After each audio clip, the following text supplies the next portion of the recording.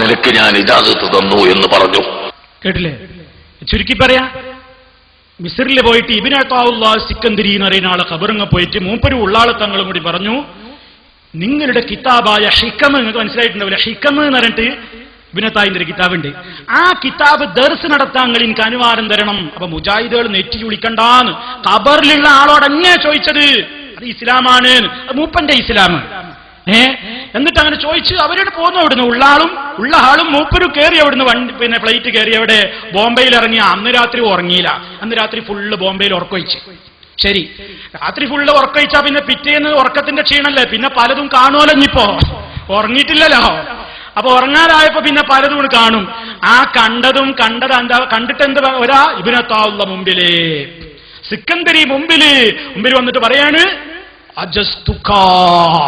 നിനക്ക് ഞാൻ ഇജാസത്ത് തന്നിരിക്കുന്നു, എന്റെ കിതാബ് ദർസ് നടത്തിക്കോ, പ്രശ്നമൊന്നുമില്ല, പക്ഷേ തഹജ്ജുദ് നിസ്കരിക്കണം. എനിക്ക് അങ്ങനെ എപ്പോഴും പറ്റൂലോ, ഉത്ബിയത്തും റാത്തീബും പിന്നെ ഈ പോക്കും വരവും അതൊക്കെ പലപ്പോഴായിട്ട് അങ്ങനെ എപ്പോഴും കഴിയൂലോ. എന്റെ കഴിവിന്റെ പരമാവധി ചെയ്തോളാ. ആ ശരി, എന്നാൽ ആ കരാറിന്റെ മേൽ ഞാൻ നിനക്ക് അനുവാദം തന്നു. നോക്കണം നിങ്ങൾ, ഈ സമുദായത്തെ പഠിപ്പിക്കുന്ന ഇത്തരത്തിലുള്ള ശൈത്താനിയത്ത്, ശൈത്താനായി വരുന്നത്, ഉറങ്ങാത്തവന്റെ മുമ്പിൽ വിറ്റേസം വിന്നേക്കായിട്ട് ഇങ്ങനെ വരേണ്ടത് ഒപ്പരവും വിചാരിച്ചിങ്ങനെ വരും.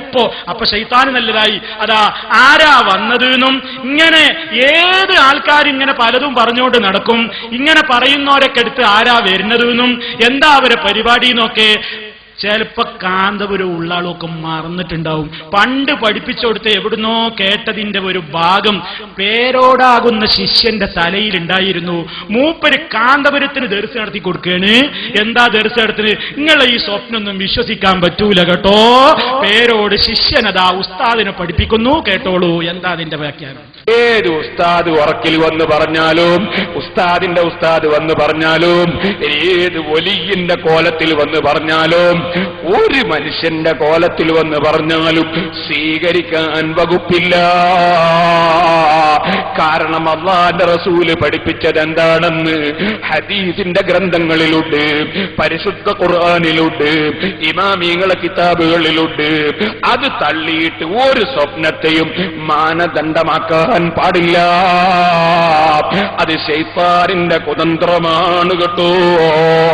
ഇക്കാര്യം ബഹുമാനപ്പെട്ട ഇബ്നു ഹജറുൽ ഹൈതമി തങ്ങൾ രേഖപ്പെടുത്തിയിട്ടുണ്ട്, ഇമാം നവവി റഹിമഹുല്ലാഹ് രേഖപ്പെടുത്തിയിട്ടുണ്ട്. ലോകത്തുള്ള എല്ലാ ഇമാമിങ്ങളും അവരെ കിതാബുകളിൽ ഇക്കാര്യം എഴുതി രേഖപ്പെടുത്തിയിട്ടുണ്ടെന്ന് ഞാൻ എന്റെ സാധാരണക്കാരെ ഓർമ്മപ്പെടുത്തുകയാണ്. മൗലവിമാരോട് പറഞ്ഞിട്ട് കാര്യമില്ല, സാധാരണക്കാരെങ്കിലും പഠിച്ചോളിന്ന്. കിതാബ് ഓതി കൊടുക്കുകയാണ്, ഇബ്നു ഹജറിന്റെ കിതാബ് ഓതി, നവവിയുടെ കിതാബ് ഓതി കൊടുക്കുകയാണ്. ഏത് ഉസ്താദ് വന്ന് പറഞ്ഞാലും സ്വീകരിക്കാൻ പറ്റൂല. പിന്നെ ഈ വരുന്നതൊക്കെ ആരാ എന്നാ പിന്നെ അങ്ങനെ കണ്ടില്ലേ? അതാരുടെ കുതന്ത്രാന്ന് മൂപ്പർ ഒന്നും കൂടി പറഞ്ഞു തരും. ആരുടെ കുതന്ത്രാണാ വന്നത്? പറയൂ, ആരുടെ കുതന്ത്രാണ്? അത് ശൈത്താനിന്റെ കുതന്ത്രമാണ് കേട്ടോ. അത് ശൈത്താനിന്റെ കുതന്ത്രമാണ് കേട്ടോ. താങ്ക് യു, പറഞ്ഞതിന് വളരെ നന്ദി. ആരുടെ കുതന്ത്രാന്ന് മനസ്സിലായില്ലേ? മനസ്സിലായി, ശൈത്താന്റെ കുതന്ത്ര. ഇതാ ഞാൻ നേരത്തെ പറഞ്ഞത്, അത് ശൈത്താനിയത്താണ്, ഇസ്ലാമിയത്തല്ല. ആ സ്വപ്നം ശൈത്താനിയത്താണ്, ഇസ്ലാമിയത്തല്ല എന്ന് പറഞ്ഞത് ബോധപൂർവമാണ്. നിങ്ങൾക്ക് അങ്ങനെ സ്വപ്നം തന്നെയല്ലേ പണി, സ്വപ്നം തന്നെയല്ലേ പണി. ഒരറാബിന്റെ അടുക്കൽ മൂപ്പര് ഇവിടെ വായിച്ചിട്ടുണ്ട്, ഖുർത്തുബിയിൽ നിന്നൊരു കാര്യം വായിച്ചു. അല്ലാഹുവിന്റെ റസൂലിന്റെ ഖബറിങ്ങലെ കഥ. ആരാ കയറി വരുന്നത്? ഒരറാബി കയറി വരികയാണ്. അലി റളിയല്ലാഹു തആല അൻഹുവിൽ നിന്നുള്ള റിപ്പോർട്ടാണ് പറയുന്നത്. നിങ്ങൾ മനസ്സിലാക്കണം, അലി റളിയല്ലാഹു അൻഹുവിന്റെ പേരിൽ പച്ചക്കള്ളം പറയുന്നു, സഹാബത്തിന്റെ പേരിൽ പറയുന്നു. നിങ്ങൾ നോക്കൂ, അലി റളിയല്ലാഹു തആല അൻഹു പറയുകയാണ് പോലും, എന്താണ്? ഞങ്ങളതാ അല്ലാഹുവിന്റെ റസൂൽ വഫാത്തായിട്ട് അവിടുത്തെ ഖബറടക്കിയതിന്റെ 3-ാമത്തെ ദിവസം ഒരു അറാബി അവിടെ കയറി വരുന്നു. അറാബി എവിടേക്കാണ് കയറി വന്നു? അറാബി കയറി വന്നിട്ട് എന്ത് ചെയ്യുന്നു? അതാ ഖബറുമ്മലേക്ക് വീഴുന്നു. നബി സല്ലല്ലാഹു അലൈഹി വസല്ലമിന്റെ ഖബറിലേക്ക് വീഴുന്നു. ആ ഖബറിൻ പുറത്തുള്ള മണ്ണ് വാരിയിട്ട് അറാബി തലയിലേക്ക് ഇടുന്നു.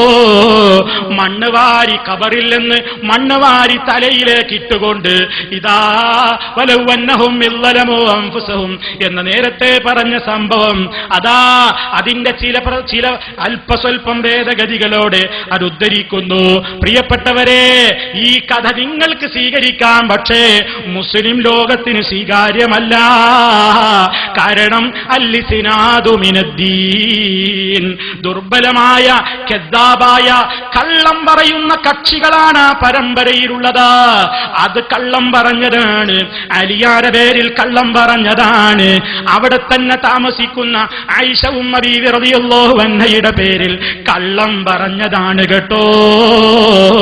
കാരണം നിങ്ങൾ ചിന്തിക്കണം, അല്ലാഹുവിന്റെ റസൂലിനെ വഫാത്തായിട്ട് മറമാടിയിട്ട് മൂന്നാമത്തെ ദിവസം അറാബിയാണ്ട് ഓടി കയറി വരിക, ഖബറുമ്മൽക്ക് വീഴുക, മണ്ണ് വാരി തലയിലിടുക. പേരോട് ചിന്തിക്കണം, ഇസ്ലാമികമാണോ ഈ ചെയ്തതൊക്കെ? ഒരു കാര്യം ചോദിക്കട്ടെ, അല്ലാഹുവിന്റെ റസൂലിന്റെ ഖബർ എവിടെയാ ഉള്ളത്? ആയിഷ റളിയല്ലാഹു തആല അൻഹയുടെ വീട്ടിലല്ലേ? ആയിഷ റളിയല്ലാഹു തആല അൻഹയുടെ വീട്ടിലുള്ള ആ ഖബറിലേക്ക് പെട്ടെന്ന് അറാബിക്ക് കയറണമെങ്കിൽ ഉമ്മാന്റെ സമ്മതം ചോദിക്കണ്ടേ? സമ്മതം ചോദിച്ചുവെന്നോ സമ്മതം കൊടുത്തുവെന്നോ ഈ കഥയിൽ നിങ്ങൾക്ക് തെളിയിക്കാൻ സാധ്യമാണോ? ഇല്ല. ചോദിച്ചിട്ടില്ല, കൊടുത്തിട്ടില്ല. അപ്പൊ സമ്മതമൊന്നുമില്ലാതെ കയറിയോ? എന്നിട്ട് കയറിയിട്ട് ഇനി അഥവാ നീ സമ്മതം കൊടുത്തു എന്ന് സങ്കല്പിക്കുക, നേരെ കയറിയിട്ട് ഖബറുമ്മൽക്ക് വീഴുക. അലിയാരിങ്ങനെ കാണുക, ആയിഷ ബീവി കാണുക. എന്ത്? ഒരു ചങ്ങായി ഓടി വന്ന് ഖബറുമ്മൽക്കാണ് വീഴുക. അവിടുത്തെ മണ്ണെടുത്ത് തലയിൽ ഇങ്ങനെ വാരിയിട്ട് എന്തൊക്കെയോ വിളിച്ചു പോവുക. ആയിഷ ഉമ്മ ബീവി ഒന്നും ഉണ്ടായിരിക്കുക, അലി റളിയല്ലാഹു തആല അൻഹു ഒന്നും ഉണ്ടായിരിക്കുക. അലിയാർക്കും ആയിഷ ബീവിക്കൊന്നും വിവരല്ലേ സഹോദരന്മാരെ? എന്ത് വിവരം? എന്ത് വിവരം? നവവി ഇമാമിന്റെ വിവരമില്ലേ? നവവി ഇമാമിന്റെ ശറഹുൽ മുഹദ്ദബിൽ മഹാനവറുകൾ രേഖപ്പെടുത്തിയിട്ടില്ലേ? എന്ത്? അല്ലാഹുവിന്റെ റസൂലിന്റെ ഖബറിടത്തിന്റെ സമീപത്ത് ചെല്ലുമ്പോ മര്യാദ പാലിക്കണേ. ജീവിതകാലത്ത് വിട്ടു നിൽക്കുന്ന അതപോടുകൂടി ഒരു ദൂരം പാലിച്ചുകൊണ്ട് വിട്ടു നിൽക്കണം. ഖബർ തൊട്ടുപോകരുത്, ചുംബിക്കരുത്. വലായ ജൂസു വഞ്ഞുതാഫ, തവാഫ് ചെയ്യപ്പെടരുത്. ബർക്കത്തിന് വേണ്ടി ഇങ്ങനെ കൈകൊണ്ട് തൊടുക പോലും ചെയ്യരുത്. അതിലൊന്നും ബർക്കത്തില്ല കേട്ടോ. ബർക്കത്ത് നിശ്ചയിക്കേണ്ടത് പ്രമാണത്തിന്റെ അടിസ്ഥാനത്തിലാണ് എന്നർത്ഥം വരുന്ന നിലക്ക് ഇമാം നവവി റഹ്മത്തുള്ളാഹി അലൈഹി വളരെ കൃത്യമായി തന്നെ രേഖപ്പെടുത്തിയിട്ടില്ലേ? ആ ഒരു വിവരം പോലും ഇല്ലാത്തയാളാണോ ആയിഷ ബീവി റളിയല്ലാഹു അൻഹാ, അലി ഇബ്നു അബീ ത്വാലിബ് റളിയല്ലാഹു അൻഹു? ഇവരിതൊക്കെ കാണുന്നു ഈ അറാബി ചെയ്യുന്നത്, എന്നിട്ട് ഒരക്ഷരം മിണ്ടി എന്ന് റിപ്പോർട്ടിലില്ലല്ലോ. നുണയല്ലേ, കളവല്ലേ പറഞ്ഞത് മുഴുവനും? അതുകൊണ്ട് പ്രിയപ്പെട്ടവരെ, നിങ്ങളതിവിടെ ഉദ്ധരിച്ചിട്ടില്ലേ?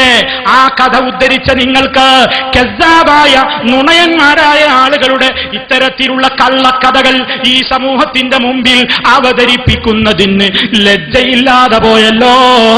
കിതാബിൽ അതിനെപ്പറ്റി വിവരമില്ലാതെ നിങ്ങൾ എന്തിനാ ഉദ്ധരിച്ചത്? നിങ്ങൾക്ക് ഈ കിതാബ് തിരിയൂലെങ്കിൽ, നിങ്ങൾക്ക് റിപ്പോർട്ടിന്റെ ബലാബലം പറയുന്ന സീഹകളെ സംബന്ധിച്ചൊന്നും പിടിപാടില്ലെങ്കിൽ, റുവിയയും യുർവയും ഒക്കെ വന്നാൽ, അതുപോലെ തന്നെ അങ്ങനെയുള്ള റിപ്പോർട്ടുകളൊക്കെ കണ്ടാൽ അതിന്റെയൊക്കെ വിധി എന്ത് എന്ന് പഠിക്കാൻ അവസരം കിട്ടാതെ റിസീവർ പണിയാണ് കാര്യമെങ്കിൽ ഒന്നുകൂടെ പഠിക്കണേ, ഒന്നുകൂടി അറിയണേ. കസ്സാബായ ആളുകൾ, അത്തരത്തിലുള്ള പരമ്പരയിലുള്ള ആളുകളുള്ള ഇത്തരം കഥകൾ നിങ്ങൾ ഇവിടെ ഉദ്ധരിച്ചിട്ടുണ്ട്. മാത്രമാണോ നിങ്ങൾ പറഞ്ഞു ഇവിടെ എത്തിപ്പോയി? റസൂൽ സല്ലല്ലാഹു അലൈഹി വസല്ലമിന്റെ ഖബറിടം സന്ദർശിക്കൽ ഹജ്ജിന്റെ ഒരു ഭാഗമാണ് എന്നിടത്തേക്കല്ലേ ഇപ്പൊ നിങ്ങൾ പ്രവർത്തിക്കുന്നത്, അതല്ലെങ്കിൽ പ്രചരിപ്പിക്കുന്നത്? ഹബീബായ നബി സല്ലല്ലാഹു അലൈഹി വസല്ലമിന്റെ മദീനത്തെ പള്ളി, അതുപോലെ തന്നെ അവിടുത്തെ ഖബറിടം, അതുപോലെ തന്നെ ആ റൗള, പ്രത്യേകം പുണ്യമുള്ള മബൈന ബൈതി വ മിൻബരി റൗളത്തും മിൻ റിയാദിൽ ജന്ന, ഞാൻ താമസിക്കുന്ന വീടിന്റെയും ഞാൻ ഖുത്ബ നിർവഹിച്ചിരുന്ന മിമ്പറിന്റെയും ഇടക്കുള്ള സ്ഥലം സ്വർഗത്തോപ്പിൽ നിന്നുള്ള ഒരു തോപ്പാണെന്ന് മുത്ത് മുസ്തഫ സല്ലല്ലാഹു അലൈഹി വസല്ലം പറഞ്ഞിട്ടുണ്ടല്ലോ. അതൊന്നും ഇവിടെ ആർക്കും തർക്കമില്ലല്ലോ. പക്ഷേ ഇല്ലാത്തത് ഇസ്ലാമിന്റെ പേരിൽ പറയുന്ന മഹാന്മാരുടെ പേരിൽ കള്ളം പറയുന്ന, ഇമാം ബുഖാരിയുടെ പേരിൽ നിങ്ങൾ കളവ് പറഞ്ഞിട്ടില്ലേ? ഇമാം മുസ്ലിമിന്റെ പേരിൽ നിങ്ങൾ കളവ് പറഞ്ഞിട്ടില്ലേ? ഞാനിതാ നിങ്ങളെ വായിച്ചു കേൾപ്പിക്കുന്നു. കിതാബിലല്ല പറയുന്നത്, പച്ച മലയാളത്തിൽ നിങ്ങൾ എഴുതിവിട്ട നിങ്ങളുടെ ദ്വൈവാരികയിൽ നിന്നാണ് വായിക്കുന്നത്. കേട്ടോളൂ നിങ്ങൾ. ഇമാം ബുഖാരി റളിയല്ലാഹു അൻഹുവും ശരിക്ക് കുറിച്ചു വെച്ച് മറുപടി പറഞ്ഞോ.